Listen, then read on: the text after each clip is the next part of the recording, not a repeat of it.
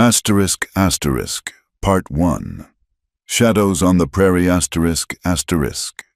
The sun bled out across the New Mexico horizon, painting the vast, empty canvas of the sky in strokes of dying orange and bruised purple. Below, the prairie grass, bleached pale gold by a long, hard summer, swayed in a wind that carried the first real bite of autumn. It was a lonely sound, that wind, a ceaseless whisper that spoke of distance and solitude. For Elizabeth Carter, 19 years of age, it was the sound of her life. She sat on the porch of the small sod house her father had built with his own 2 hands, mending one of her younger brother Samuel's shirts. The needle moved in a steady, practiced rhythm, a small, repetitive motion against the immense stillness of the land. Her world was this small patch of earth, wrested from the wilderness by sweat and prayer. It was her father, John, his face a roadmap of hardships, his hands calloused but gentle. It was her mother, Sarah, whose quiet strength was the glue that held their small family together. It was Samuel, all of 10 years old, with dirt permanently etched under his fingernails and a spirit as untamed as the land itself. Beth loved them with a fierce and simple devotion. Yet, as the shadows grew long and the first star pricked the darkening sky, a familiar ache settled in her chest. It was a yearning for something she couldn't name. The novels she secretly read, smuggled in a trader's wagon, spoke of cities, of society, of a love that was more than just a practical arrangement for survival. She dreamed of a connection that was a meeting of souls, not just a joining of hands to work the unforgiving soil. She looked out at the endless sea of grass, and sometimes she felt it was a prison as much as it was a home. "Elizabeth," her mother's voice called from inside, "supper's near ready. Don't let the chill get in your bones." Beth folded the shirt, the rough fabric a familiar comfort. "Coming, Mama." Inside, the single room was warm, filled with the comforting smells of rabbit stew and baking bread. The lantern cast a golden glow, pushing back the encroaching darkness. John Carter sat at the head of the rough-hewn table, cleaning his rifle, his movements economical and precise. Samuel was tracing patterns on the dusty floor with a stick. It was a scene of domestic peace, fragile and precious in a land that offered little of either. "Saw a rider today," John said, his voice a low rumble. He didn't look up from his work. Far off, heading west, looked in a hurry. Sarah paused, a wooden spoon halfway to the pot. "Trouble." "This land is always trouble," John replied. A statement of fact, not complaint, just pays to be watchful. He finally looked up, his gaze finding Beth's. "You hear the coyotes last night?" "Daughter." Beth nodded. Their yips and howls had been closer than usual, a wild chorus under the moon. They sounded hungry. "Everything out here is hungry," he said. He finished with the rifle and set it carefully against the wall. "Let's eat."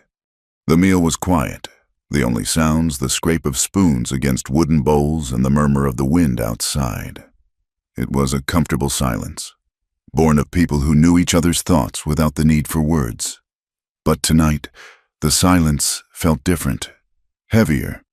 The wind seemed to claw at the door, and the distant howl of a lone wolf sent a shiver down Beth's spine. It was a sound that spoke of a deep and primal wildness, a world away from the warmth of their small cabin.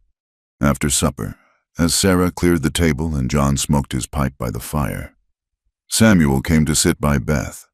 He leaned his head against her arm, his small body warm and solid. "Tell me a story, Beth," he whispered. She smiled, running her fingers through his tangled hair. "What kind of story?" "About the cities," he said, his eyes wide, "about buildings so tall they touched the sky." So she spoke, her voice low and soft, painting pictures with words of a life she had only ever read about. She spoke of crowded streets and fine carriages, of ladies in silk dresses and men in tall hats. As she spoke, She felt the familiar pull of that other world, a world of safety and civilization, a world that felt 1,000,000 miles away. The first sign of trouble was the dog. Old Jed, their scruffy but reliable hound, let out a single, sharp bark, followed by a choked-off yelp. Then, silence. John was on his feet in an instant. Pipe dropped to the floor, his hand reaching for the rifle. "Sarah, get the boy! Beth, bar the door!" His voice was calm, but a cold terror gripped Beth's heart. She fumbled with the heavy wooden bar, her hands shaking. Through a crack in the door, she saw them. Figures on horseback, dark silhouettes against the starlight. Not soldiers, not travelers. There was a ragged, predatory energy about them that turned her blood to ice. The first shot splintered the wood of the door. Inches from her head, she screamed and stumbled back.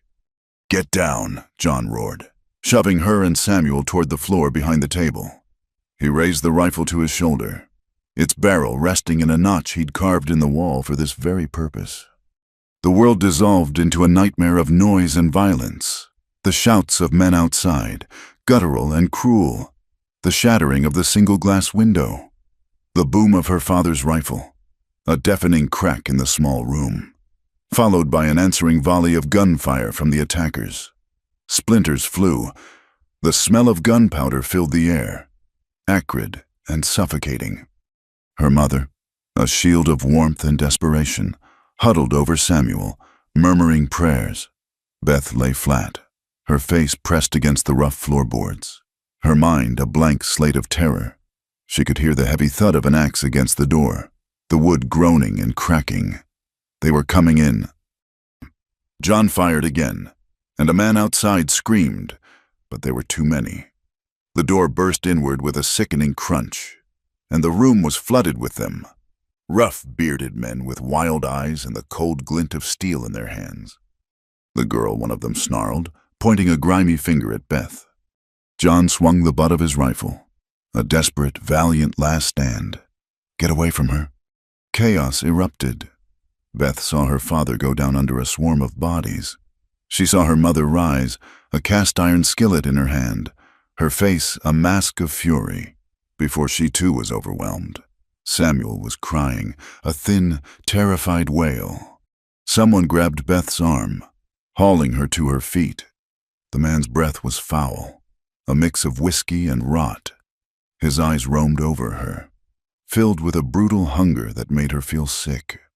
"No," she cried, struggling, kicking. "Let me go." It was then that she heard her father's voice, a raw, ragged gasp from the floor. "The back window! Beth, run!" A flicker of movement caught her eye. Her mother, on the floor, was pushing a small, loose floorboard aside, revealing a dark crawl space beneath the house that led to the back. Her eyes, filled with pain and a desperate, commanding love, met Beth's. Go. The man holding Beth was distracted, turning to laugh at her father's defiance. In that split second, Beth acted on pure instinct. She bit down, hard, on the hand that held her.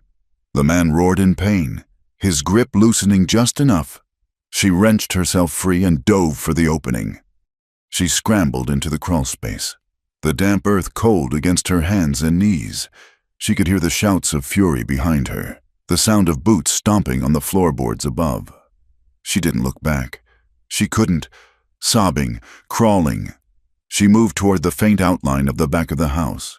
She pushed open a small, crude hatch and tumbled out into the cold night air. And then she ran. She ran without thought, without direction, fueled by a terror so profound it erased everything else. The prairie, once a symbol of her confinement, was now her only hope of escape. The tall grass whipped at her face. Thorns tore at her dress and her skin, but she didn't feel it. The only thing she knew was the sound of her own ragged breathing and the thunder of her heart behind her. She could hear shouts and the occasional gunshot, but they grew fainter. She didn't dare look back. The image of her family, of her father falling, was burned into her mind. She ran until her lungs were on fire and her legs were leaden weights. She stumbled, fell, and crawled back to her feet, pushing herself onward. The moon was a cold, indifferent witness in the sky. The land was a vast, dark ocean, and she was drowning in it. Finally, her body gave out. She collapsed into a small hollow, her consciousness fraying, the sounds of the night, the wind, the distant cries of a coyote fading into an all-consuming blackness. When she awoke, it was to the gray light of dawn. A cold, heavy dew had soaked her thin dress, and she shivered violently. For a moment, she was disoriented, unsure where she was. Then, memory crashed down on her like a physical blow. Her family, the attack, the fire in her father's eyes. A raw, guttural sob escaped her lips. She was alone, utterly and completely alone. She got to her feet, her body a symphony of aches and scratches. Thirst was a burning torment in her throat. She looked around. In every direction, the prairie stretched to the horizon, an unbroken, intimidating expanse.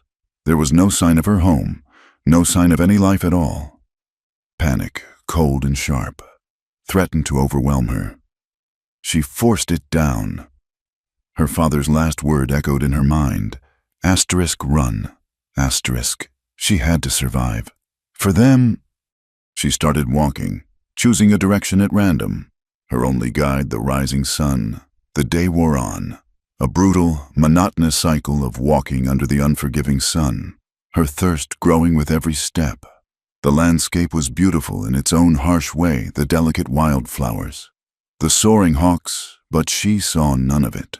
Her world had shrunk to the simple, desperate need for water. By late afternoon, she was delirious, stumbling more than walking. The world wavered in and out of focus. She thought she saw a river in the distance, but it was only a mirage of heat shimmering off the baked earth. Hope withered inside her. She fell to her knees, the rough ground scraping her skin. This was it. This was where she would end. Another nameless victim of the wilderness. She closed her eyes, a silent prayer on her cracked lips. It was the sound that brought her back, a soft, rhythmic sound, the gentle tread of horses on dry earth. Her eyes fluttered open. Shadows fell over her. She looked up, squinting against the harsh light. They were not the men from the night before. These were different. Their skin was the color of rich copper, their long, dark hair held back by simple bands. They were lean and wiry, dressed in buckskin and cloth, their face stern and unreadable. They sat atop their horses, looking down at her not with the feral hunger of the bandits, but with a deep, watchful stillness. Navajo. They were deep in Navajo land. One of them dismounted. He moved with a quiet, deliberate grace that was almost feline. He was young, perhaps only a few years older than she was, but his eyes were ancient. They were dark and intelligent, and they held a profound sadness, a hint of loss that she recognized even in her delirious state. He was calm, his posture radiating a quiet authority and a tightly coiled discipline. He knelt beside her, his expression unreadable. Beth tried to speak, to ask for help, but only a dry rasp escaped her throat. The man said something in a language she didn't understand, his voice low and guttural. He offered her a water skin. Her hands trembled as she took it, the cool leather a shock against her skin. She drank greedily, the water a miracle on her parched tongue. When she had finished, the man's dark eyes studied her. They lingered on her fair skin, her torn dress, her obvious terror. The suspicion in his gaze was palpable. A lone white woman, appearing from nowhere in the heart of their territory. In their eyes, she was not a victim. She was a threat, an omen, a spy. He spoke again, a quiet command to the others. Two men dismounted and gently but firmly pulled her to her feet. They tied her wrists with a soft leather thong, the gesture not intentionally cruel, but clear in its meaning. She was a prisoner. Fear, which had been a dull ache, sharpened into a fresh, piercing terror. She had escaped one nightmare only to fall into another. They led her to a horse and lifted her onto its back. The young warrior with the old eyes mounted behind her, his presence a solid, intimidating wall at her back. He took the reins, and with a soft click of his tongue, urged the horse forward. As they rode, the world seemed surreal and terrifying. She was a captive, surrounded by silent warriors, being taken to a place she could not imagine. The young man behind her was a statue of controlled energy. He did not speak, did not touch her beyond what was necessary to keep her on the horse. Yet she was intensely aware of him, of the steady rhythm of his breathing, of the watchful discipline that seemed to emanate from him. Hours later, as the sun once again began its descent, they arrived at a small, hidden encampment of hogans nestled in a shallow canyon. The sight of the village, the smoke curling from the dwellings, the sounds of children playing, the murmur of voices should have been comforting, but it only amplified her sense of alienation. Their arrival caused an immediate stir. People emerged from their homes, their faces a mixture of curiosity and open hostility. They stared at her, their dark eyes dissecting her, whispering to each other in their flowing tongue. She was an alien creature, a symbol of the white invaders who had brought them so much pain and loss. She was taken from the horse and led to the center of the village, where a council of elders awaited. They listened intently as one of her captors spoke, gesturing toward her. Their faces were grim. Beth stood before them, trembling, trying to look brave but certain she was failing. She tried to speak, to tell them what happened, but her English words were meaningless sounds to them. After a long, tense deliberation, one of the elders spoke to the young warrior who had captured her. His name, she would learn, was Nahuel Yazi. The elder's words were few, but they carried the weight of a final judgment. Nahuel turned his gaze on her. There was no malice in his eyes, but no compassion either. There was only a quiet, resolute acceptance of his duty. He took her arm, his grip firm but not painful, and led her away from the council, toward a small, isolated hogan at the edge of the camp. His message, delivered without a single word she could understand, was terrifyingly clear. She was his prisoner, and he was her keeper. Asterisk, asterisk, Part 2, The Stranger in the Navajo Camp, asterisk, asterisk. The hogan was a circular world of packed earth and rough-hewn logs, smelling of wood smoke, clay, and something else a foreign, human scent that was not her own. Nahuel left her there without a word, pulling a heavy hide flap across the doorway, plunging the interior into a dim twilight. For a long moment, Beth stood frozen in the center of the small space, her heart a frantic bird beating against the cage of her ribs. There was a fire pit in the middle, cold and black, and a few sheepskins piled against the curved wall that served as a bed. It was a dwelling stripped to the barest essentials of survival shelter and a place to sleep. It was her prison. The first days were a blur of terror and disorientation. She was a ghost in the village, an unwelcome specter that drew stares of pure, unvarnished hatred. The women would turn their backs as she passed, their whispers like the hissing of snakes. Children, who had been laughing and playing, would fall silent and run to hide behind their mothers' skirts, peering out at her with wide, fearful eyes. The men, warriors like Nahuel, regarded her with a cold, assessing contempt. To them, she was not Elizabeth Carter, a girl who had lost her family.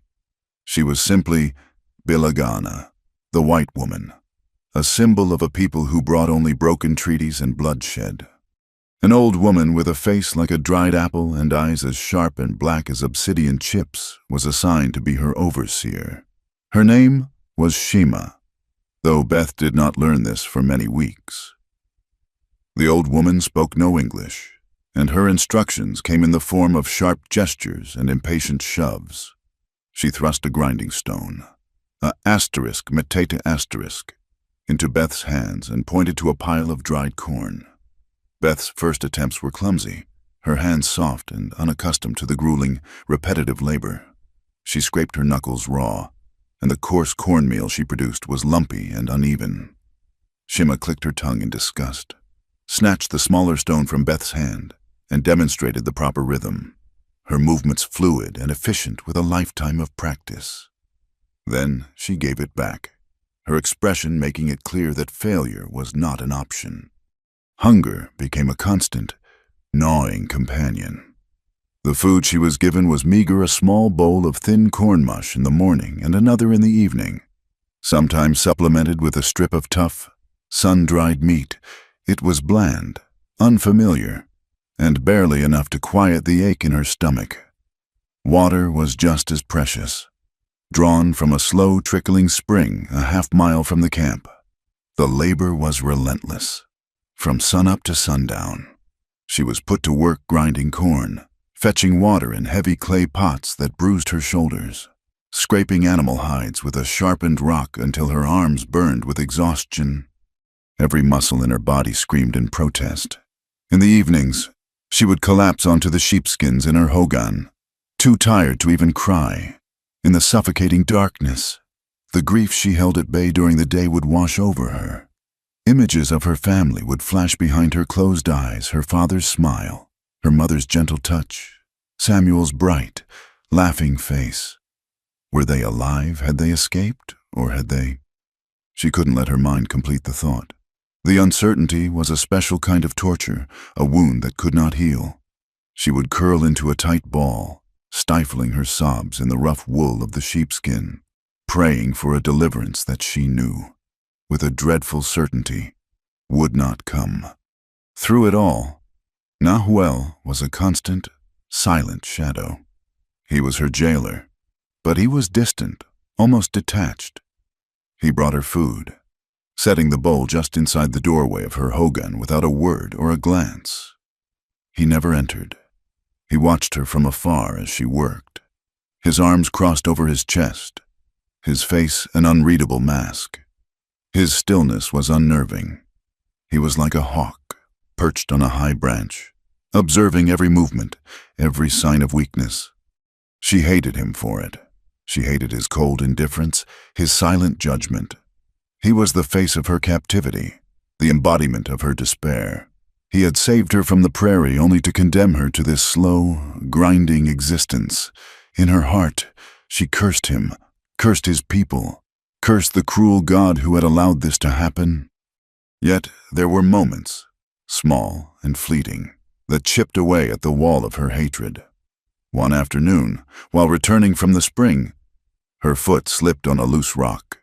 She fell hard, and one of the heavy clay pots shattered on the ground, the precious water instantly swallowed by the thirsty earth. A gasp went through the other women who were with her, followed by jeers and scornful laughter. Humiliation burned in Beth's cheeks, hotter than the afternoon sun. She expected a blow from Shima, or at the very least, a harsh reprimand.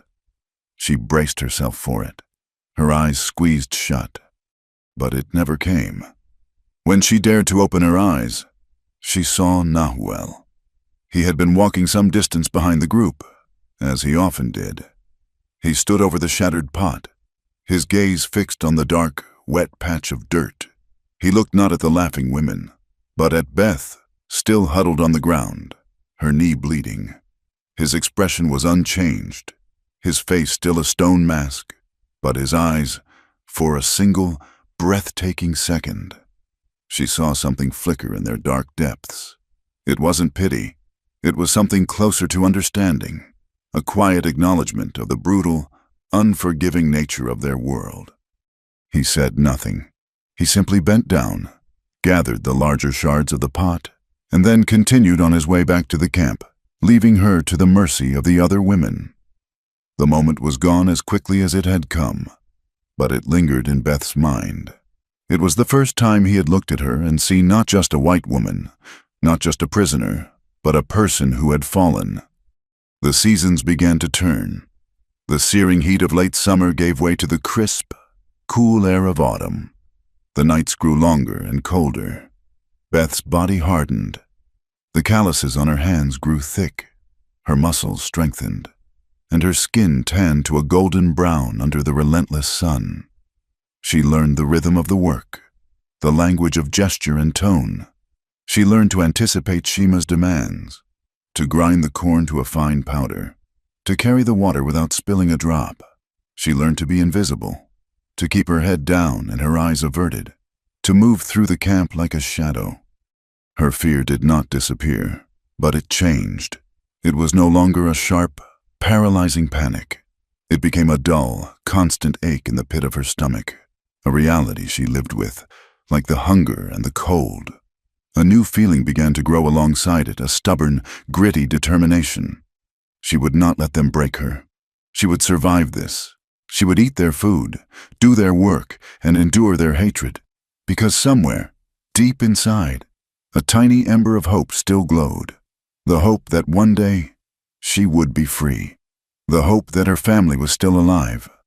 One evening, as the first stars began to appear in the vast, velvet sky, Nahuel approached her hogan. It was unusual for him to come so close when it wasn't time for her meal. She watched him from the doorway, her heart beginning to pound with a familiar dread. He stopped a few feet away, holding something in his hand. It was a pair of moccasins, crafted from soft, supple deerskin and stitched with sinew. Her own shoes, flimsy things meant for a life of farming, had fallen apart weeks ago, and she had been forced to go barefoot, her feet cracked and sore from the rocky ground. He did not offer them to her. He simply set them on the ground between them and stepped back. His gaze met hers, and for the first time, he spoke to her in English. His accent was thick, the words careful and deliberate, as if he were pulling them from a place of deep memory. "Winter comes," he said, his voice a low baritone, rough like stones rubbing together. "The ground will be hard." Beth stared at the moccasins, then back at his face. She was too stunned to speak. It was an act of, she wasn't sure what. It wasn't kindness. The word felt too soft, too simple for this complex, silent man. It was a practical gesture, a recognition of a need, an acknowledgement that her survival, for whatever reason, mattered to him. She slowly bent down and picked them up. The leather was warm from his hand. She slipped her feet into them. They fit perfectly, molding to her soles as if they were made for her. A strange and overwhelming emotion washed over her gratitude, so intense it felt like pain. "Thank you," she whispered, the words feeling inadequate. Nahuel did not reply.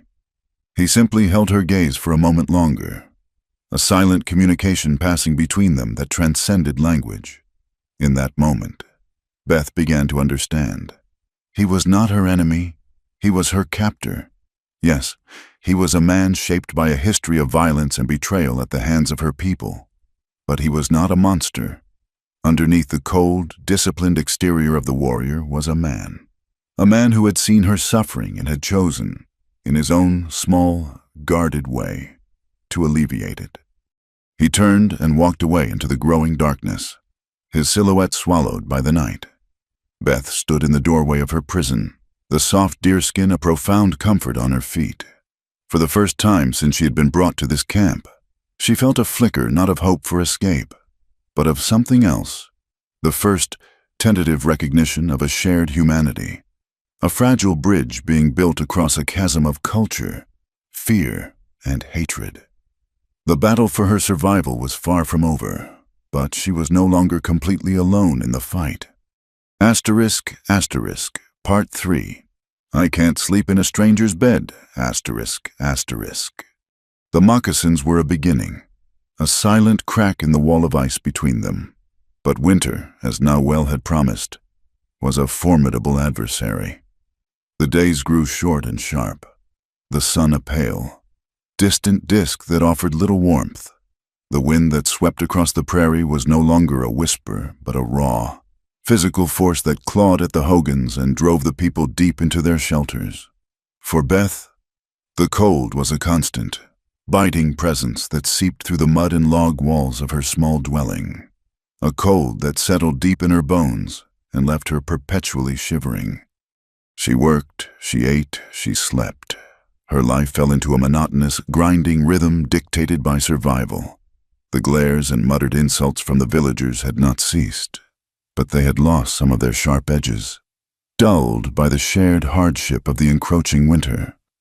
They saw her now not just as an intruder, but as a feature of their landscape, a thin, quiet figure with haunted eyes who did her work without complaint and huddled alone in her hogan at night. Nahuel continued his watch, a silent sentinel. He still brought her food, still observed her from a distance, but things had changed. Sometimes, their eyes would meet across the camp, and he would hold her gaze for a moment longer than necessary. He no longer looked through her, but asterisk at asterisk her. He saw the new strength in her shoulders, the weariness in her posture, the stubborn flicker of defiance that refused to be extinguished. And she, in turn, saw past the stoic warrior. She saw the lines of care etched around his eyes, the immense weight of responsibility he carried for his people, and the profound loneliness that seemed to surround him like a shroud. The storm arrived without warning one moonless night. It began with a low moan of wind that steadily grew into a shrieking, demonic howl. It was a living thing, a ravenous beast of wind and water that threw itself against the small canyon. Rain came next, not in drops, but in solid, wind-driven sheets that turned the dry, packed earth of the village into a churning sea of mud. It hammered against the hide flap of Beth's hogan, each gust of wind threatening to tear it from its moorings. Beth huddled inside, wrapped in her single, thin sheepskin, listening to the symphony of destruction outside.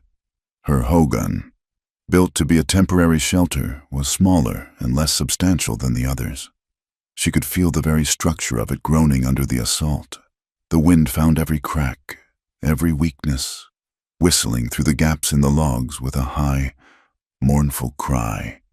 Water began to seep under the walls, turning the floor beneath her into a cold, muddy puddle.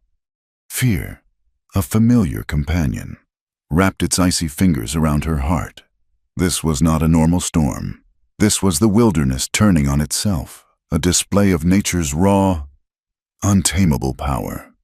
She was trapped in a fragile shell, a tiny, insignificant creature at the mercy of the tempest. A particularly violent gust of wind hit the hogan with the force of a battering ram. There was a sickening crack of splintering wood from above. A shower of dirt and debris rained down on her. She scrambled away, pressing herself against the far wall as she heard the main support beam groan in protest. The roof was failing. Panic seized her. To stay inside was to risk being crushed. To go outside was to face the full fury of the storm. She was paralyzed, caught between two impossible choices. Suddenly, the hide flap was ripped open. A figure stood silhouetted against the tumultuous gray chaos, the wind and rain swirling around him. It was Nahuel. His hair was plastered to his face, his buckskin shirt soaked through, but he stood as solid and unmovable as a mountain. He didn't speak. He didn't need to. He lunged inside, grabbed her arm, and pulled her bodily out of the collapsing structure, not a moment too soon. With a deafening roar, the roof of the hogan caved in, a cascade of logs, mud, and branches crashing down exactly where she had been huddled seconds before. The force of the wind and rain was staggering. It stole the breath from her lungs and blinded her. The mud sucked at her moccasins, trying to pull her down. She would have been blown away, lost in the churning darkness, but for Nahuel's grip. His hand on her arm was like an iron band, an anchor in the chaos. He shielded her with his body, leaning into the wind, and half dragged, half carried her across the short distance to his own hogan. He shoved her through the entryway and followed her in, pulling the heavy flap securely shut. The sudden silence was deafening. The roar of the storm was instantly muffled, reduced to a distant, angry rumble. Inside, It was warm and dry. A small, well-tended fire burned in the central pit, its flames casting a warm, dancing light on the curved walls. The air smelled of him of pinewood smoke, leather, and the clean scent of the high desert. Beth stood just inside the doorway, dripping and shivering, her heart hammering against her ribs. This was his space, his home. Unlike her own barren shelter, this one was filled with the small, intimate details of a life. A bow and a quiver of arrows leaned against one wall. A beautifully woven blanket lay folded on a pile of thick, soft sheepskins. Small bundles of dried herbs hung from the ceiling, filling the air with a faint, medicinal aroma. This was the sanctuary of the man who held her captive, and she had just been thrust into its very heart. Nahuel moved to the fire, his movements calm and efficient. He added a few pieces of wood, and the flames leaped higher, casting away the last of the shadows. He turned to look at her, his dark eyes taking in her soaked dress, her trembling form, her wide, terrified eyes. He gestured to the fire. "Come," he said, his voice quiet but firm. "You will be sick." She obeyed numbly, moving toward the beckoning warmth like a moth to a flame. She knelt on the packed earth floor, holding her shaking hands out to the heat. The warmth was a blissful agony on her frozen skin. She could feel his eyes on her, but she couldn't bring herself to look at him. The intimacy of the situation was overwhelming. They were alone, trapped together by the storm, in the small, enclosed world of his home. After a few moments of silence, he moved to the pile of sheepskins and picked up the woven blanket. It was a beautiful thing, patterned with geometric designs in black, red, and white. He held it out to her. "Your dress is wet," he stated, a simple fact. Beth looked down at her thin cotton dress, plastered to her skin. She looked back at him, a flush of shame and fear rising in her cheeks. He was not looking at her with malice or desire, but with the same practical, assessing gaze he used for everything. He was a warrior, a survivor. In this moment, her modesty was a luxury. Her survival was the only thing that mattered. Her fingers were clumsy with cold as she unfastened the buttons of her dress. She kept her back to him, her movements stiff and awkward. She let the wet garment fall to the floor and quickly wrapped the thick, dry wool of the blanket around her shoulders, clutching it tightly. It smelled faintly of him, a scent that was both frightening and strangely comforting. She turned back to the fire, her entire body trembling, though whether from cold or from the raw tension in the air, she couldn't say. The storm raged outside, a constant, dull roar that seemed to isolate them completely from the rest of the world. Nahuel sat on the far side of the fire, watching her. The flames painted shifting patterns on his stoic face, making his expression impossible to read. He seemed to be waiting for something. "You should sleep," he said finally, his voice breaking the heavy silence. He gestured with his chin toward the pile of sheepskins. "His bed, rest. The storm will not break before morning." Beth stared at the inviting pile of furs. Every exhausted muscle in her body cried out for the release of sleep. But the thought of lying down there, in his bed, in his home, sent a fresh wave of panic through her.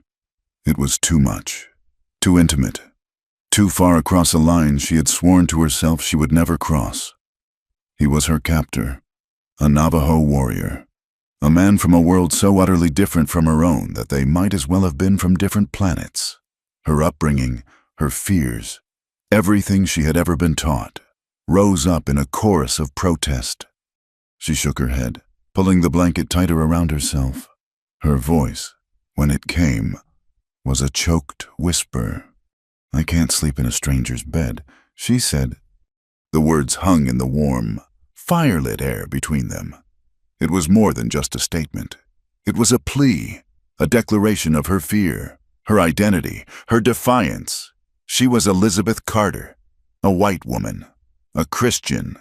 She was not some savage who could simply lie down in the bed of her enemy. Nahuel did not move. He continued to watch her, his gaze unwavering, intense. The firelight flickered in his dark eyes. He seemed to be looking not at her, but through her, seeing all the fear and prejudice that lay behind her words.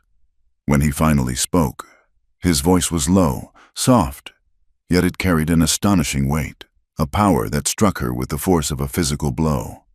He looked straight into her eyes, across the dancing flames that separated them. Then sleep in your lover's arms. The world stopped. The roar of the storm, the crackle of the fire, the frantic beating of her own heart, it all faded away. There was only his face, his eyes, and those impossible words hanging in the space between them. It was not a proposition. It was not a threat. It was something else entirely. It was a statement that shattered the foundations of her reality. Lover. The word was so absurd, so utterly out of place, that she couldn't even process it. And yet, in the raw, elemental truth of that moment trapped by the storm, stripped of everything but their shared need for survival, for warmth, the word held a strange and terrifying resonance. He was not a stranger. Not anymore. A stranger would have let her perish in the storm.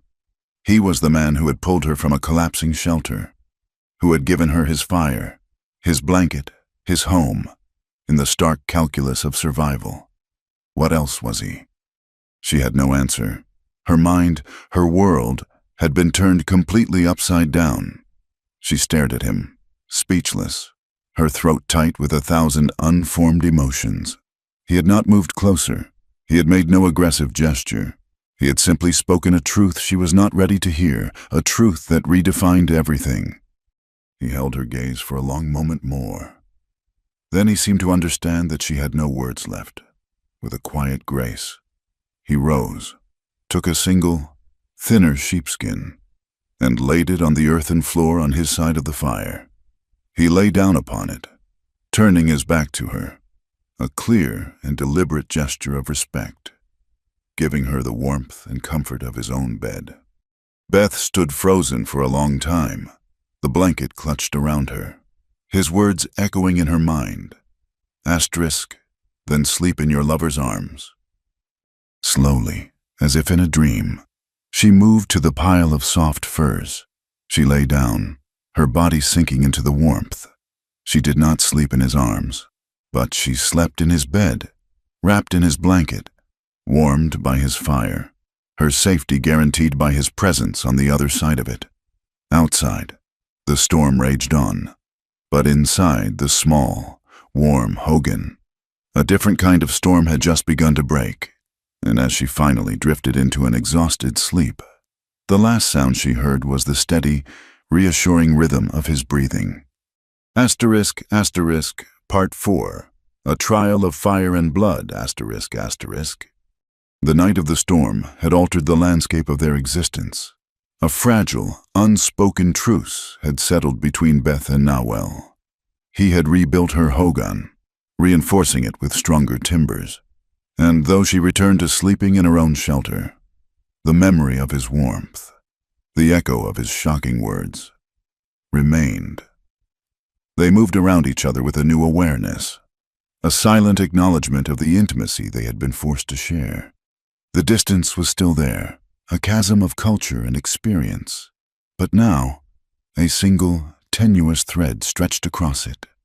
Winter tightened its grip on the land. The world became a study in monochrome, the white of the snow that now dusted the canyon, the gray of the perpetual cloud cover, and the black of the bare, skeletal trees. Life in the camp turned inward, a quiet, focused struggle for survival against the cold. The villagers' hostility toward Beth had softened into a grudging acceptance. She was a fixture now, a part of their harsh reality. They watched the silent, evolving dynamic between her and Nawel with narrowed, curious eyes. The alarm came on a brittle, cold afternoon. A pair of scouts, their horses breathing steam in the frigid air, galloped into the canyon. They spoke in low, urgent tones to the elders, and a ripple of tension spread through the camp like wildfire. The women began gathering their children, their faces grim. The men moved with a quiet, deadly purpose, collecting rifles, bows, and knives. A war party was coming. Beth's heart leaped into her throat when she heard the word, passed from one person to another like a dreaded prophecy, cavalry. A wild, dizzying hope surged through her. Soldiers, her people, they had come for her. The long nightmare was over. She imagined their crisp blue uniforms, the sight of the American flag snapping in the wind, the sound of English spoken without a thick, foreign accent. They would take her away from this place, away from the grinding labor, the strange food, the constant, gnawing fear. They would take her home. But where was home? The thought came, unbidden and unwelcome. A cold drop of water on the fire of her excitement. Her family's cabin was a ruin of ash and memory. Her family? Were they even alive to go home to? Before she could process the thought, Navajo was at her side. His face was a mask of cold fury, his eyes hard and bright. He was no longer the quiet man who had shared his fire with her. He was a warrior, transformed by the threat of imminent violence. "You will stay in your hogan," he commanded, his English clipped and harsh. "Do not show yourself. Do not make a sound." He pushed her toward her shelter, but she resisted, grabbing his arm. "They've come for me. Navajo, they've come to take me home." He stopped and looked down at her, and the look in his eyes extinguished her hope like a snuffed candle. It was a look of profound, weary pity. "They are not here to save you," he said, his voice low and intense. "They are here for the land. They are here for blood. To them, you are only an excuse." He left her then, melting into the group of warriors gathering at the mouth of the canyon, leaving her to grapple with his terrifying words. She retreated to the doorway of her hogan, her heart torn between a lifetime of ingrained loyalty and the cold, hard truth she had begun to learn in this place. The cavalry arrived minutes later, a line of blue-coated men on strong, well-fed horses. They looked impossibly large and powerful against the stark winter landscape. At their head was a captain with a thick mustache and cold, arrogant eyes. They stopped just outside the village, a clear and present threat. An elder, a man named Hastine, walked out to meet them, his posture proud and unyielding. Navajo and a dozen other warriors fanned out behind him, their weapons held ready but not aimed. It was a defensive posture, a silent declaration that they would not be intimidated. From her hiding place, Beth could hear the captain's voice, a sharp, barking sound that carried on the cold air. "We have tracked a band of hostiles to this location," the captain shouted, "not even bothering to dismount. We have reason to believe you are holding a white woman against her will. Surrender her to us now, and you will be shown mercy." The word mercy sounded like a threat. Beth flinched.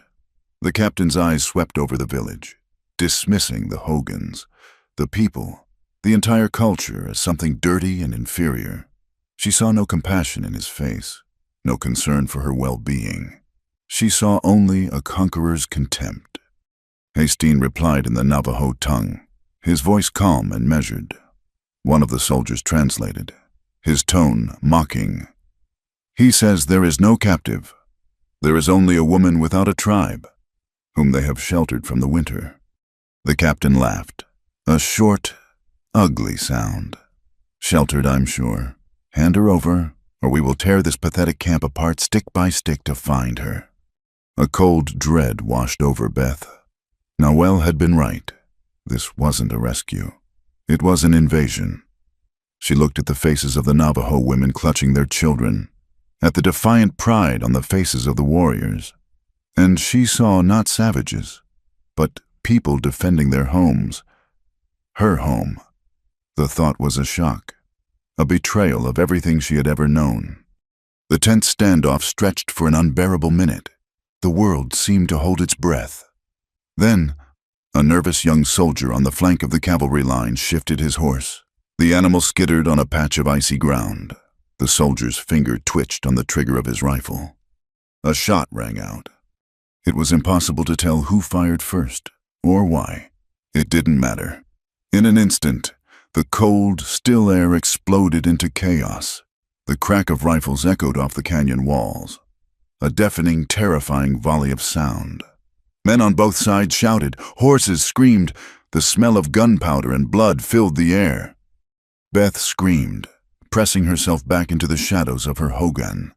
The battle was a terrifying, confusing blur. The soldiers charged forward, their superior firepower cutting through the Navajo ranks. But the warriors were fighting on their own ground. They used the terrain, the rocks, the hogans themselves as cover, firing with deadly accuracy. In the swirling chaos, a small child, no older than 4, stumbled out from behind a hogan, crying in terror. He was directly in the path of the charging soldiers.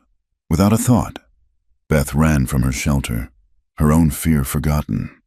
She snatched the boy up, his small body trembling violently, and turned to run back to safety.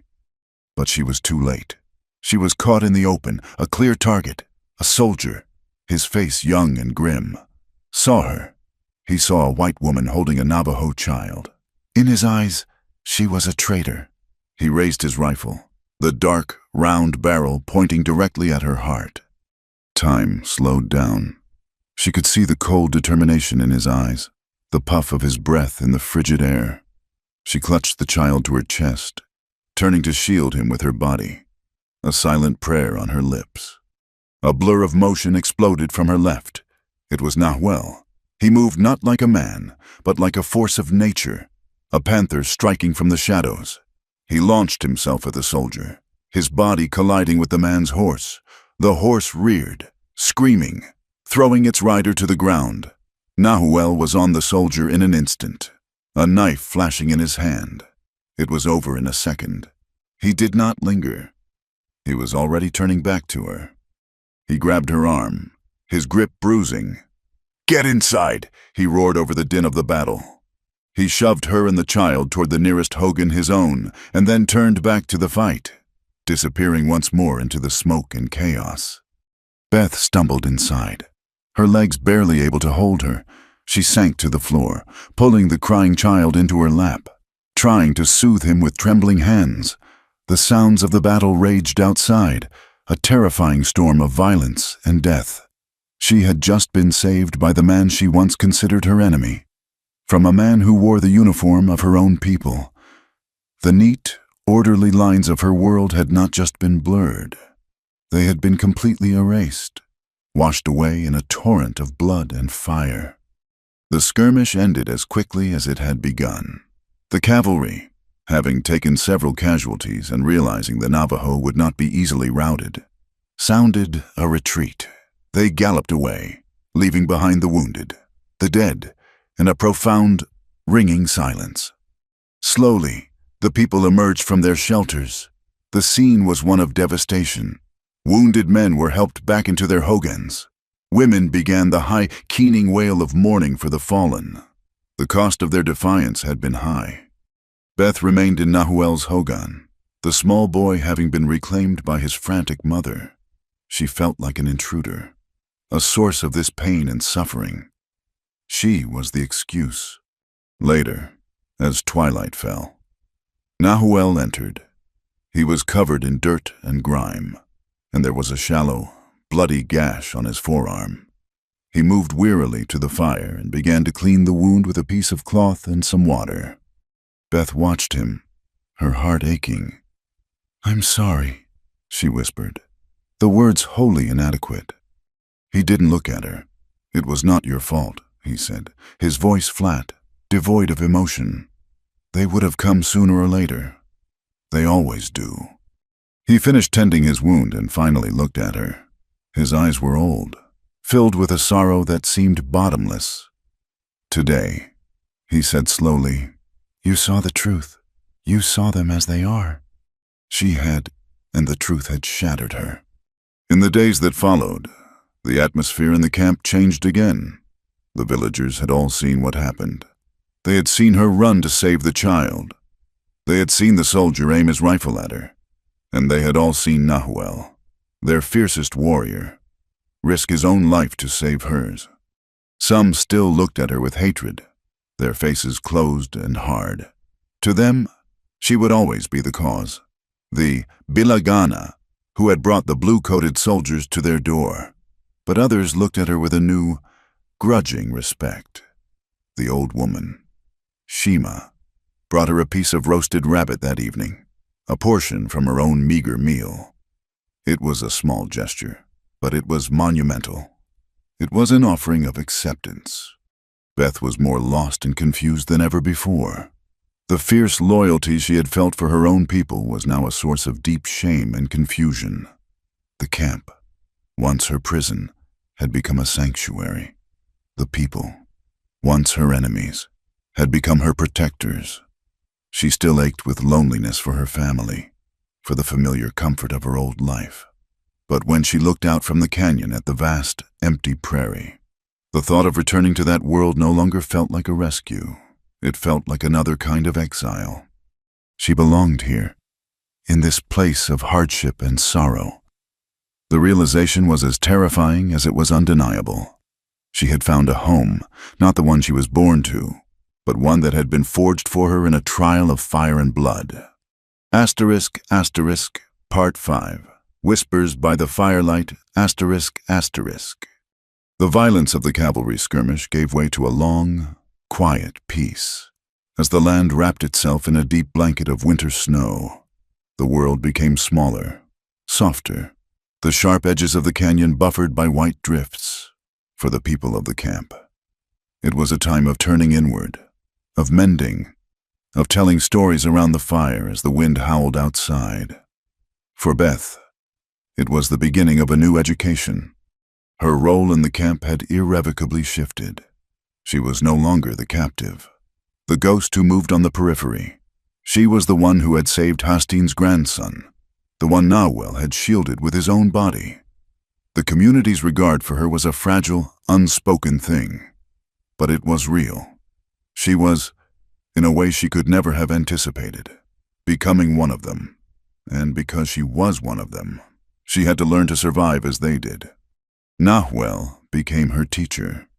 His instruction began with the most fundamental element of life fire, not the simple act of striking a match or using flint and steel, but the ancient, patient art of coaxing a flame from dry wood. He brought her a fire drill, a straight spindle of hardened yucca, and a flat hearthboard of softer cottonwood. "You cannot always carry fire with you," he said, his voice low and patient as they knelt in the snow outside his hogan. "But the land will always give you what you need to make it, if you know how to ask." Her first attempts were a clumsy failure.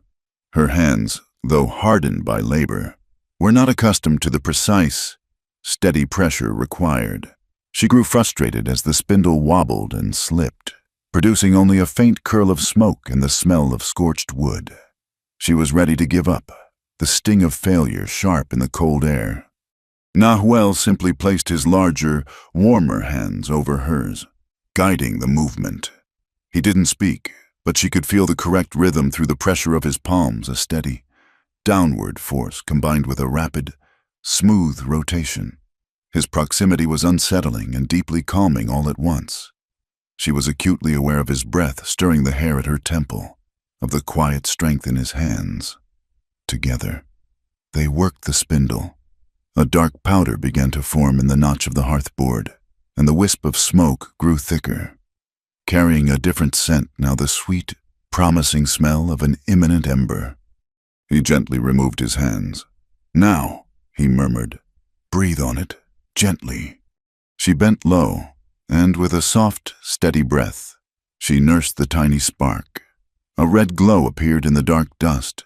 She transferred the glowing coal to a small nest of dry grass and bark fibers he had prepared. She blew again, and with a sudden, magical asterisk, whoosh, asterisk, the tinder burst into a bright, beautiful flame. A triumphant, involuntary laugh escaped her lips.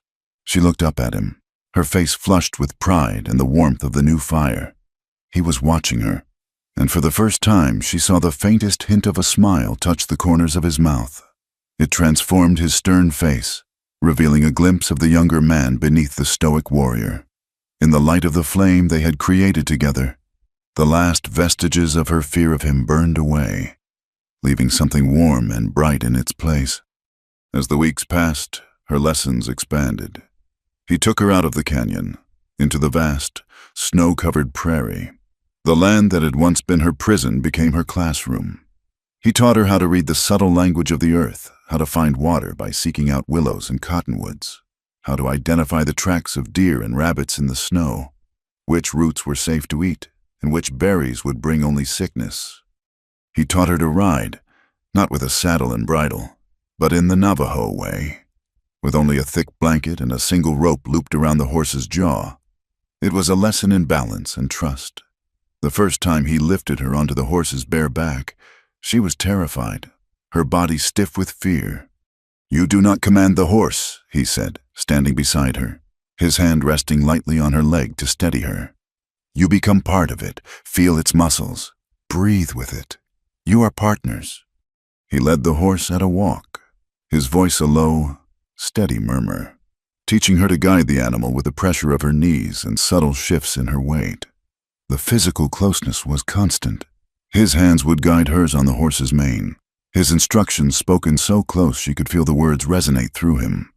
She learned to relax, to trust the powerful animal beneath her, to trust the quiet man who walked beside her. Soon, she was riding on her own, a feeling of exhilarating freedom washing over her as the horse moved beneath her, a seamless extension of her own will. During these long days, the silence between them began to fill with words. He would point to a hawk circling high overhead and give her its name in his language, Atsa. She, in turn, would tell him of the robins and blue jays of her lost home. She learned the Navajo words for sun. Yohona, I, for water. Tu, for friend asterisk shik, is asterisk. Each new word was a stone laid in the foundation of the bridge they were building between their two worlds. The most profound lessons, however, took place at night, beside the flickering light of a campfire. The fire, which they often built together, created an intimate circle of warmth and light in the vast, dark wilderness. It was a place of safety, a sanctuary where the truths of the heart could be spoken. One evening, after a long day tracking a deer, they sat sharing a piece of roasted meat. Beth watched the flames, thinking of her own family, of evenings spent around their hearth. She wondered if Nahuel had ever known such simple peace. "Did you have a family?" she asked quietly, the question tentative. "A mother, a father." He was silent for a long time, his gaze fixed on the dancing flames. She thought he would not answer, that she had crossed a line. When he finally spoke, his voice was rough with an old, deep pain. "I had a mother, with a laugh like a running stream," he said softly, "and a father, who taught me how to make arrows that fly true. I had a younger brother. His name was Kia. He was like the morning sun, always full of light." He paused, and the silence was heavy with all that was unsaid. "What happened to them?" Beth whispered, her own grief a sharp echo in her chest. "The soldiers," he said, the words flat and hard, like stones. "They came to our camp in the Canyon de Shelly years ago. They said we had to leave the land of our ancestors, to walk to a place called Bosque Redondo, the Long Walk. My father refused. He said he would die here, on the land that held the bones of his people. He fought.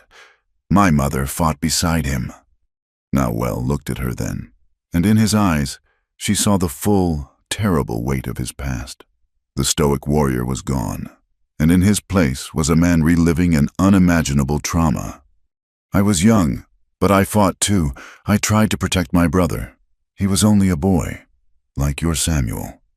The mention of her brother's name, which she had told him about one tearful night, was a gentle touch on a raw wound. There was smoke and shouting. "I saw him fall. The soldiers. They did not care if it was a warrior or a child." He fell silent, but Beth could see the rest of the story in the rigid set of his jaw, in the profound sorrow that emanated from him. He had survived, But he had lost everything that day. His discipline, his coldness. She understood it all now. It was not a lack of feeling. It was a shield. A wall he had built around the shattered pieces of his heart to keep himself from breaking completely. It was the armor of a man who had seen the world destroy everyone he loved. She saw the immense pride that was so deeply ingrained in him, pride in his people, in their ways, in their resilience, and she saw the terrible vulnerability he kept so carefully hidden. He was bound by his duty to the handful of people who had survived, bound by the memory of those he had lost. He could not afford to be weak. He could not afford to feel. But here, in the quiet intimacy of the firelight, he had allowed her to see past the armor. She finally understood.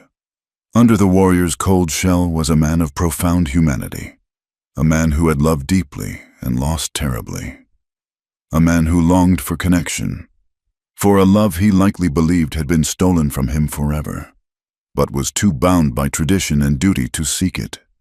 Without thinking, driven by a wave of empathy so powerful it overwhelmed her, she reached across the small space between them and laid her hand on his forearm, over the faded scar from the cavalry battle.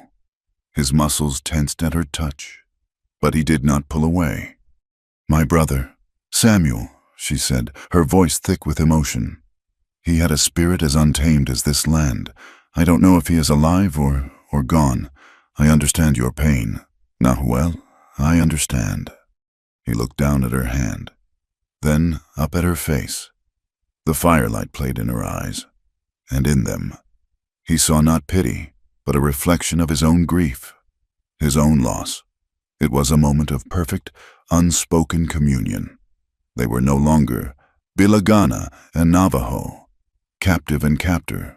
They were two people, survivors of different tragedies, who had found in each other a shared language of sorrow and a mutual longing for solace. He slowly turned his arm and curled his fingers around hers. His grip was gentle, a silent acceptance of her comfort, a silent offering of his own. They sat that way for a long time as the fire burned low, their hands clasped together, two lonely souls finding warmth in the cold, desolate wilderness. And in the heart of the lonely girl from the prairie, a new and terrifyingly beautiful flame was kindled. It was not the fire of survival, but the fire of love. Asterisk, asterisk, Part 6. Climax, Blood on the Prairie, asterisk, asterisk. The false peace of winter shattered with the spring thaw. The snow receded, leaving the earth soft and muddy, and the first green shoots of new life pushed their way through the cold soil. But the new season did not bring hope. It brought dust on the horizon, a smudge of brown that grew steadily larger, resolving itself into the familiar, dreaded shape of a column of cavalry. This time they were not a small patrol. This was a company, a long line of blue-coated soldiers, their sabers and rifles glinting in the pale spring sun. They moved with a grim, methodical purpose, their numbers a clear statement of intent. This was not a negotiation. It was an execution. A silent alarm spread through the camp. There was no panic, only a grim, quiet resignation. The women gathered the children, their faces stoic masks hiding a terrible fear. The men, led by Nahuel and Justine, took up their positions at the mouth of the canyon. They were impossibly outnumbered, a small band of defenders against a disciplined force of destruction. But they would not surrender their home without a fight. The captain from the first skirmish was there, but he was not in command. A major, an older man with a gray-streaked beard and eyes as cold and hard as river stones, rode to the front. He reined in his horse 100 yards from the Navajo line, the very picture of arrogant, unassailable power. Justine, the major's voice boomed across the clearing, a sound of grating authority. "Your time is at an end. We are here under the authority of the United States Army to pacify this territory. You have one chance. Send out the white woman, Elizabeth Carter, and lay down your arms. If you comply, you will be removed from this land and relocated to a reservation. If you refuse, we will remove you from this earth." Beth stood near the entrance of her hogan, her heart a cold, heavy lump in her chest. Every word the Major spoke was a hammer blow, shattering the fragile sense of belonging she had so painstakingly built. Asterisk, the white woman, Elizabeth Carter. He spoke her name like she was a piece of property, an object to be claimed. He reduced the complex tapestry of her existence over the past months, her pain, her growth, her burgeoning love to a simple, stark label. The entire village seemed to turn its gaze toward her. It was not an accusatory look. It was a look of quiet, sorrowful understanding. The choice was hers. She could see it in Hestine's ancient, weary eyes. She could see it in the tense set of Nawel's shoulders as he stood at the front line, his rifle held loosely in his hands, his back to her. She could walk out of the canyon, surrender herself, and save these people from the slaughter that was about to unfold. She could return to the civilized world. The thought was a dizzying, nauseating swirl of possibilities. She imagined it a warm bed, food she didn't have to grind herself, the sound of English spoken in the familiar cadence of her youth. She thought of her mother and father, of Samuel. The ache of their loss was a physical pain. Returning could mean a chance to find them, to piece her old life back together. But what would she be returning to a world whose agents were these cold-eyed men, ready to kill everyone who had shown her a fierce and demanding kindness? A world that saw the people who had saved her life as nothing more than obstacles to be removed. She looked at the faces around her. She saw Shima, the old woman who had once despised her, now standing with a small child clutching her skirt, her dark eyes fixed on Beth with a look of fierce, protective worry. She saw the children she now knew by name, their games silenced, their faces pale with fear. She saw the women, standing together, their strength a silent, unbreakable bond. This was not a collection of savages. This was a community, a family. And then she looked at Nawel. He still had not turned, but she knew he was aware of her, that his entire being was attuned to her presence. He was the man who had pulled her from a collapsing shelter, who had taught her to make fire, who had shown her the wounds in his own soul. He had spoken no words of love, but his actions had been a constant, unwavering testament to it. To leave him now would not just be a betrayal. It would be a denial of the truest part of herself, the person she had become here in this harsh and beautiful land. To leave would be to tear out her own heart. Taking a deep breath that did nothing to calm the wild fluttering in her chest, she began to walk. She moved out from the shadows of the hogans, into the open space at the center of the camp. The soldiers stirred, murmuring amongst themselves, their rifles shifting. They thought she was surrendering. The Major's lips curled into a triumphant smirk. Beth did not even glance in their direction. Her eyes were fixed on the line of warriors, on the strong, straight back of the man who held her future in his hands. She walked past the women and children, past the elders, her head held high. She did not stop until she reached the defensive line. She came to a halt right beside Nawel, turning to face the blue-coated soldiers. She had no weapon. She had only her presence, her choice. It was a declaration more powerful than any gunshot. Nahuel turned his head, his dark eyes wide with a mixture of shock, awe, and a fierce, blazing pride. A silent, profound understanding passed between them. In that moment, they were no longer two people from different worlds. They were one. The Major's face contorted in a mask of fury. Her defiance was an insult he could not tolerate. "So be it," he snarled. "Traitors will die with savages." Fire! The world erupted in a cataclysm of sound and fury. The unified volley from the soldiers' rifles was a physical blow, a wave of sound that ripped through the air. The Navajo warriors answered, their shots sporadic but precise, and the battle for the canyon began. It was a slaughter. The Navajo fought with the desperate courage of cornered wolves, using every rock and tree for cover, but they were hopelessly outmatched. Soldiers fell, but for everyone that did, Two more seemed to take his place, their advance relentless and brutal. Smoke filled the air, thick and acrid, a choking fog through which figures ran and fell. The screams of wounded men and horses mingled with the constant, deafening crack of gunfire. Beth was pulled back into the relative safety of the hogans by Shima, her mind numb with the horror of what she had unleashed.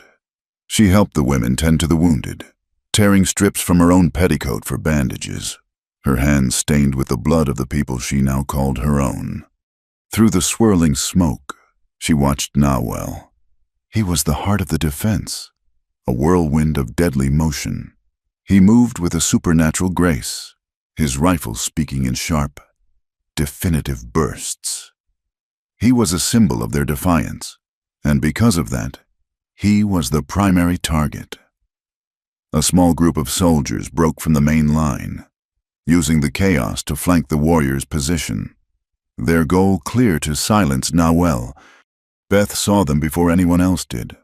She saw them creeping through the rocks, closing in on Nawel, who was pinned down. Reloading his rifle, her blood ran cold. He was trapped. They were going to kill him. A primal scream built in her throat, but she swallowed it. A scream would do nothing. She looked around in a blind panic, her eyes searching for anything, any way to help. Her gaze fell on a large, communal cooking fire that still smoldered near the center of the camp. A heavy wool blanket lay nearby, soaked from the melting snow. She did not think. She acted. She grabbed the wet, heavy blanket, ran to the fire, and without hesitating, used the damp wool to grasp a large, glowing log from the heart of the embers. It was immensely heavy, searingly hot even through the thick blanket. With a desperate, guttural cry that tore from her soul, she heaved it with all her might, sending it arcing through the smoky air. It landed in the brush directly in the path of the flanking soldiers. The dry winter grass, superheated by the log, exploded into flame. The soldiers' horses, already skittish from the battle, reared in terror at the sudden wall of fire and smoke. They screamed and scattered, their riders fighting for control. The coordinated attack dissolved into chaos. The diversion had worked. It had bought him seconds. Nawel, his rifle reloaded, rose from his cover and dispatched two of the panicked soldiers with swift, practiced shots. But her act of salvation had become her own death sentence. She stood exposed, a clear target in the center of the mayhem. A soldier, recovering from the confusion, turned his rifle on her. He saw not a woman, but the cause of his comrade's fall. Nawel saw it too.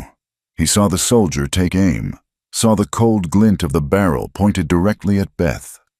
Elizabeth. His voice was a raw, broken roar, a sound of pure terror that cut through the din of the battle. He did not hesitate. He abandoned his cover, leaving himself completely open to the enemy, and charged toward her. He was a blur of motion, a desperate, loving projectile aimed at saving her life.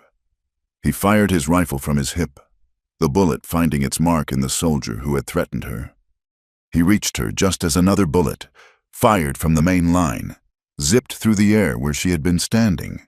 He crashed into her, his arms wrapping around her, tackling her to the muddy, blood-soaked ground.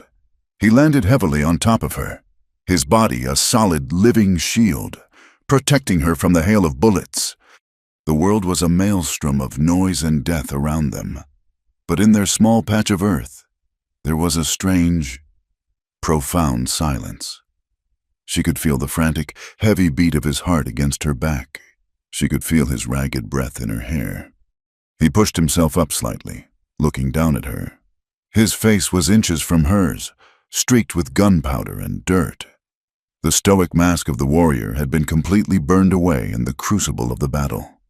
His eyes, dark and bottomless, were filled with a raw, terrifying vulnerability.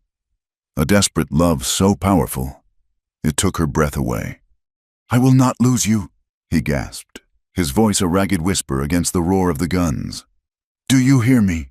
Elizabeth, I would die before I let them take you from me." He lowered his head, his forehead resting against hers, his eyes squeezed shut as if in immense pain.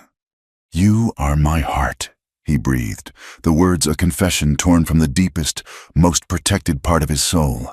"My heart." The battle raged on around them, a symphony of destruction. But in that moment, under the smoky sky, covered in the mud and blood of the prairie, Elizabeth Carter was no longer a captive. She was home. Asterisk, asterisk, Part 7. Falling action, the heart's choice. Asterisk, asterisk. The world was a maelstrom of sound and fury, but at its epicenter, lying on the cold, hard earth, Beth and Nawel were trapped in a bubble of stark, terrifying clarity. His words, "You are my heart," echoed in her soul, a truth more powerful than the rifle shots that still tore through the air around them. The battle was not over. Fueled by a desperate, protective rage, Nawel moved, pulling her behind the meager cover of a rocky outcrop before rejoining the fray. He fought now not just for his home, but for her. His movements were a blur of deadly efficiency, his every action geared toward pushing the soldiers back, away from the woman who had become the center of his world. The Navajo warriors, inspired by his ferocity and the unexpected chaos Beth had created, rallied. Their resistance, which should have been a futile, tragic last stand, became a sharp and costly thorn in the side of the invading force. The Major's clean, orderly battle had devolved into a chaotic, bloody brawl. He had expected a swift victory, not a protracted fight that was costing him dearly in men and morale. Seeing his flank in disarray and his casualties mounting, the Major made a tactical decision. The price of this small patch of barren land had become too high. With a blast from his bugler, he sounded the retreat. The soldiers pulled back, a grudging, disorderly withdrawal, their blue uniforms fading back into the vastness of the prairie. The Major, his face a thunderous mask of humiliation, reined in his horse one last time at the edge of the clearing. He stared past the bodies of his own men, his gaze locking onto Beth, who now stood beside Nawel, her hand gripping his arm. "Last chance. Girl," he bellowed, his voice dripping with contempt. "You come with us now, or you can rot in this wasteland with these savages. This is the last time we will ask." A profound silence fell over the canyon, broken only by the groans of the wounded and the mournful whisper of the wind. Every eye, Navajo and soldier alike, was on her. This was the final, formal choice. Her old world was offering her one last, tainted lifeline.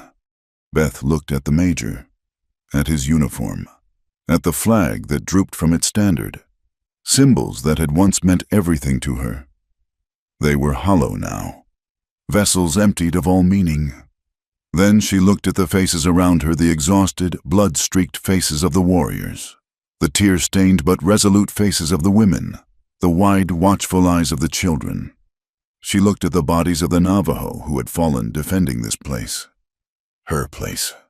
Finally, she looked up at Nawel. He did not speak. He did not try to influence her. His dark eyes simply watched her, filled with a love so absolute it gave her a strength she never knew she possessed. He would accept her choice, no matter what it was, and in that selfless acceptance, she found her answer. She turned her gaze back to the Major, and her voice, when she spoke, was clear and steady, carrying across the blood-soaked ground with an unshakable certainty. "I am home," she said. She then did something that sealed her fate and her future. She turned her back completely on the soldiers, on the world they represented, and took Nawel's hand in hers. It was not a gesture of defiance, but a simple, profound statement of fact. Her choice was made. With a final curse, the Major wheeled his horse around and galloped away, his remaining soldiers trailing behind him like a dark, receding storm cloud. As the last soldier disappeared from view, the adrenaline that had sustained the camp seemed to drain away all at once, leaving behind a heavy, aching exhaustion. The battle was won, but the cost was etched on every face. The women began to move through the camp, their movements slow and deliberate, beginning the grim tasks of the aftermath. The high, piercing wail of a widow's grief rose into the quiet air, a sound of pure, undiluted sorrow. Beth let go of Nahuel's hand and moved to help, her own grief a heavy stone in her heart. She was no longer an outsider. She was a part of this communal sorrow. She worked alongside Shima, cleaning wounds, offering water to the injured, and comforting crying children. Her hands were gentle, her presence a quiet source of solace. The women no longer shied away from her touch. A young woman whose husband had been gravely wounded looked up at Beth, her eyes filled with tears, and gave a slow, grateful nod. Shima, her own face a mask of grief for a nephew she had lost, paused to press a cup of warm, restorative broth into Beth's hands, her gnarled fingers briefly squeezing Beth's in a gesture of shared strength. They had seen her choice. They had seen her courage. In the crucible of battle, all doubts about her had been burned away. She had proven her loyalty not with words, but with action and sacrifice. She was no longer Bilagana. She was one of the people. That evening, as a bruised purple twilight settled over the canyon, Hastings sent for her and Nahuel. They went to the elder's hogan, where a small, solemn fire burned. The air was thick with the scent of medicinal herbs and sorrow. Hastings looked at them, his ancient eyes seeing not just the two people before him, but the strange, twisting path that had brought them together. He spoke in his own tongue, his voice a low, raspy murmur. Another warrior, whose arm was in a sling, translated for Beth. "The spirits work in ways we do not always understand," Hastings said, his gaze moving from Nahuel to Beth. "They brought a storm to our canyon, and in that storm was a seed. We thought it was the seed of a poison weed. We were wrong." He looked directly at Beth. "Your skin is the color of the setting sun, but your heart is the color of this land. Your spirit is dying. Today, you bled with us. You mourned with us. You chose us. There is no greater proof of loyalty." He then turned to Nahuel. "You are our finest warrior, Nahuel Yazi. You have guarded our people, and you have guarded this woman's heart. The bond between you was forged in fire and sealed in blood. It is a strong bond. The people see it. The spirits see it. Let no one stand against it." It was not a wedding ceremony, not in the way her world would have understood it. It was something deeper. It was an acknowledgement, a blessing, a formal weaving of their two lives into the fabric of the tribe. They were, in the eyes of his people, a recognized pair. Their fates intertwined. They left Hastings Hogan and walked in silence through the quiet morning camp. The stars were brilliant in the cold. Clear sky, a vast, indifferent canopy over their small, wounded world.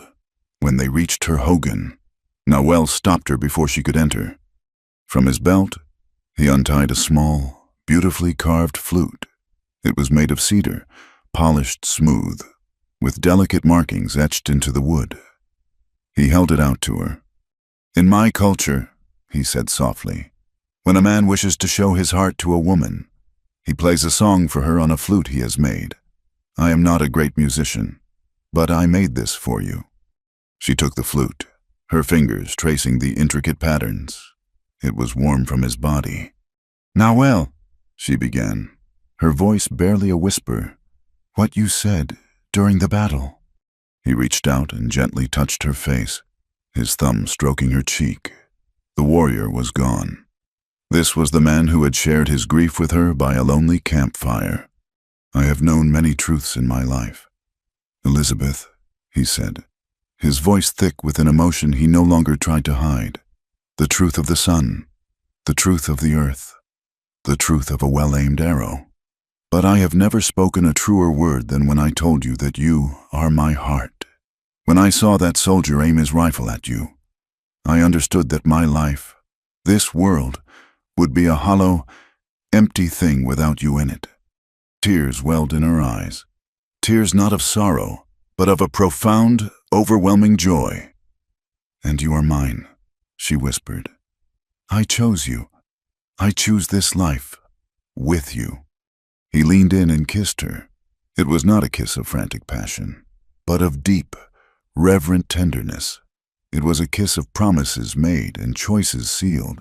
A kiss that tasted of wood smoke, sorrow, and a resilient, unyielding love. They stood together for a long time, simply holding each other. Two survivors in a world that had tried to tear them apart. Before the first light, he led her by the hand to the edge of the canyon. They stood on the precipice, looking out over the vast, sleeping prairie. The sky began to lighten in the east, from a deep indigo to a soft, pearlescent gray, then to a blush of pale pink and fiery orange. The rising sun sent its first golden rays across the land, illuminating the mist that lay in the low places, turning the prairie into a shimmering, ethereal sea. The scars of the battle were still visible below the scorched earth, the trampled ground, but the dawn washed over them, softening their harsh edges, promising renewal. It was a new day, a new beginning. Their life together would not be easy. It would be a constant struggle against a hostile world and the ghosts of their pasts. But as the sun climbed higher, flooding the canyon with its clean, warm light, Beth knew she would face it all, as long as she could face it with him. Asterisk, asterisk, Part 8, Resolution, the promise of two hearts. Asterisk, asterisk. The spring deepened, breathing life back into the land that had been scoured by winter and scarred by conflict. The prairie grasses grew thick and green, dotted with the vibrant colors of Indian paintbrush and blue bonnets. In the canyon, the sounds of life returned. Children's laughter once again echoed off the rock walls, and the rhythmic thud of women grinding corn was a comforting, steady heartbeat. The wounds of the battle were healing. The fallen had been mourned, their spirits sent on their journey with prayer and song, and the living had turned their faces back toward the sun, as their people had always done. Beth's life had found a new rhythm, one that was no longer dictated by survival, but by belonging. She moved through the camp not as an outsider, but as an accepted part of its fabric. She worked alongside the other women, her hands now skilled in tasks that had once been alien to her. She learned the stories behind the patterns they wove into their blankets, the meanings of the songs they sang as they worked. She was Elizabeth Carter, but she was also known by a name Hastings had given her, Atsa Nade He, changing woman, for the woman who had remade herself. Her world was now intertwined with Nawell's. They shared his hogan, their lives woven together in the simple, profound intimacy of daily existence. They were rarely apart. They rode out onto the prairie together to hunt, moved in a silent, practiced harmony. They sat together in the evenings, sometimes talking for hours, sometimes in a comfortable silence that needed no words. His love was not a thing of grand declarations, but of constant, quiet actions, the way he would place a particularly fine turquoise stone he'd found in her hand, the way he would mend a tear in her moccasin without being asked, the way his eyes would find hers across a crowded fire. A silent question and a steady answer passing between them. One warm afternoon, they walked to a place a few miles from the canyon, a spot where a small, clear river cut a winding path through the prairie. Cottonwood trees lined its banks, their new leaves a brilliant, shimmering green. It was a place of peace. The only sounds, the gurgle of the water over smooth stones and the lazy buzz of insects in the tall grass. They sat on a flat, sun-warmed rock overlooking a bend in the river, watching the water flow endlessly onward. For a long time, they were silent, content in each other's presence. But Beth knew this peace was fragile, a beautiful bubble that could be burst at any moment. The future was a shadow on the horizon, a question that had to be faced. "Do you ever think about them?" she asked softly, her gaze fixed on the relentless current. "The soldiers, they'll be back, won't they?" Nahuel did not look away from the water. He picked up a smooth, flat stone and skimmed it across the surface, watching it bounce 4 times before sinking, "The prairie has a long memory," he said, his voice a low rumble. "And the men who lead the soldiers have long pride. The major will not forget his defeat. Yes, they will be back." A chill ran through her, despite the warmth of the sun. "What will we do? They are so many. You can't keep fighting them forever." "We will do what our people have always done," he replied, his voice calm, resolute. "We will endure. We will move. This land is vast. We can disappear into it, find a new canyon, a new place to call home. We have survived the Spanish, the Mexicans, and we will survive the Americans. It is the Navajo way." She knew he was right, but the thought of a life spent running, of always looking over her shoulder, was a heavy one. She thought of her family, of the small patch of land they had tried to tame, of their dream of putting down roots and building something that would last. That dream had died in fire and blood. "I still think of them," she whispered, the confession a painful weight in her chest. "My mother, my father, Samuel. I try to imagine their faces, but sometimes it's hard. The details are starting to fade. And I hate that. I feel like I'm losing them all over again." Nahuel turned to her then, his eyes full of a deep, compassionate understanding. He took her hand, his fingers lacing through hers. "You do not lose them by living. Elizabeth, you honor them. You carry their strength, their love, inside you. It is part of who you are, the part that saved Hastine's grandson, the part that stood with us when you could have walked away. You are John and Sarah's daughter. You are Samuel's sister. You are also Azza. You are all of these things." Tears welled in her eyes, blurring the shimmering river. He was right. She had not abandoned them. She had carried their legacy forward in the only way she could.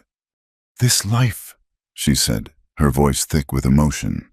"It is not the life they would have chosen for me. It is not the life I ever imagined for myself. It's hard. It's dangerous But, Nahuel, it's the first time I have ever felt like I am truly myself. The girl on the farm. The one who mended shirts and dreamed of cities she'd never see. She was only a shadow of who I am now." He squeezed her hand. "I never knew that girl. I only know the woman who taught a stubborn warrior that his heart was not dead, only sleeping." She leaned her head on his shoulder, his strength a solid, comforting presence. They sat in silence for a while, watching the river. The water was a powerful symbol, a constant, moving force that could not be stopped. It met obstacles, rocks, fallen trees, sharp bends in the earth, but it did not stop. It simply found a new path, flowing around, over, or through whatever stood in its way, always moving toward the great, unknown sea. "Our life will be like this river, won't it?" she murmured, more to herself than to him. "Never still, always moving, with dangers around every bend." "Yes," he agreed. His voice was not grim, but accepting. "I cannot promise you the life your father wanted for you, Elizabeth. I cannot promise you a house with glass windows or a field of corn that is always safe from drought. I cannot promise that you will never be hungry, or cold, or afraid." He shifted, turning to face her, his other hand coming up to cup her cheek. His gaze was direct, intense, a silent vow that was more binding than any words spoken in a church. "But I can promise you this," he said, his voice dropping to a low, powerful whisper. "You will never be cold, because my fire will be your fire. You will never be hungry, because I will hunt for you until my last breath, and you will never, ever be afraid alone. My heart is your shield. My strength is your home. Wherever this river takes us, whatever dangers we find, we will face them together. This is my promise to you." She looked into his eyes, into the dark, loving depths that had once held only suspicion and loss. And she saw her future. It was not a future of certainty or safety. It would be a life lived on the edges, a constant dance with a world that would never understand their love, a world that would seek to destroy them for it. Their love would be tested by prejudice, by hardship, by the relentless march of an army that wanted to erase his people from the land. But in that moment, none of it mattered. The only thing that mattered was the man in front of her and the undeniable truth of their connection. They were two people from opposite ends of a brutal conflict, two souls who should have been enemies, who had found in each other a love that transcended hate, a home that was not a place on a map, but a space held safe in each other's hearts. She leaned in and kissed him, a kiss of acceptance, of shared destiny. It was a promise given and a promise received. "Then let the river flow where it will," she whispered against his lips, "as long as it carries us together." They stayed by the water until the sun began to dip toward the horizon, painting the sky in the same brilliant, bruised colors of that first night she had run in terror across this very land. It looked different now. It was no longer a prison, no longer an empty, terrifying wilderness. It was a landscape of stark, breathtaking beauty. It was her home. It was their future. It would be a hard life, but it would be their life, and they had chosen it, together. Thank you for listening to our story. We'd love to know where you're listening from, so please leave a comment below to connect with us and share your thoughts. Don't forget to subscribe to our channel, Wild West Tales, and like this video. You can also support us further by hitting the hype button, which will help this story be heard by many more people.